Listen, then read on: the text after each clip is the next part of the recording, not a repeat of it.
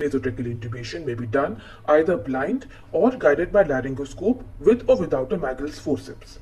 When done blind, it could be either awake or asleep under anesthesia.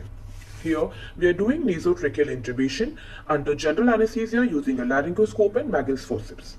Apart from routine preparation of airway trolley for intubation, we also need Otrivin drops, that is the oxymetazoline hydrochloride nasal drops, which is a vasoconstrictor and reduces the associated mucosal bleeding.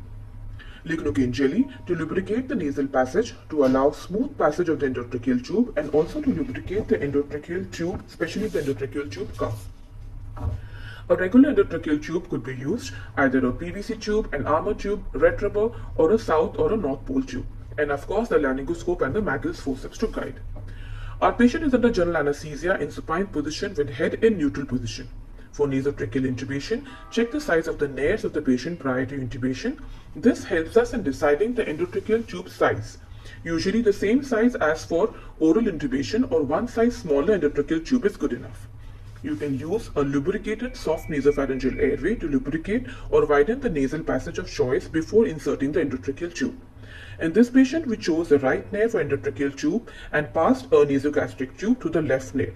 We then used the laryngoscope blade of the video laryngoscope to visualize the larynx, and with the help of a Magel's forceps, we guided the nasogastric tube into the esophageal opening.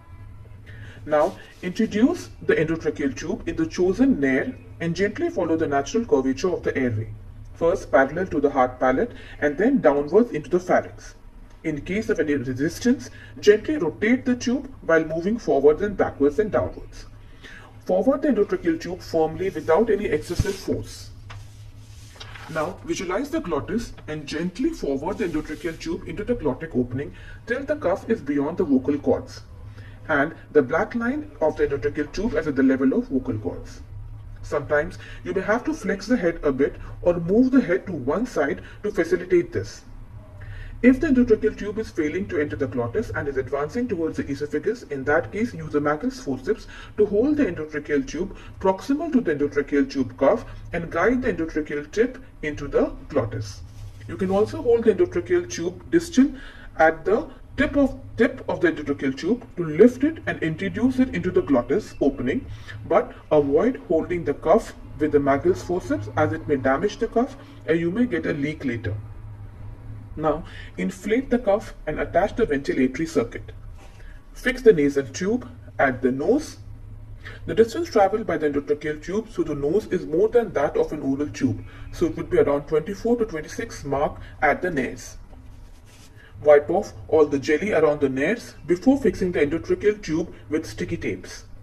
Fix the endotracheal tube and the Riles tubes with separate tapes.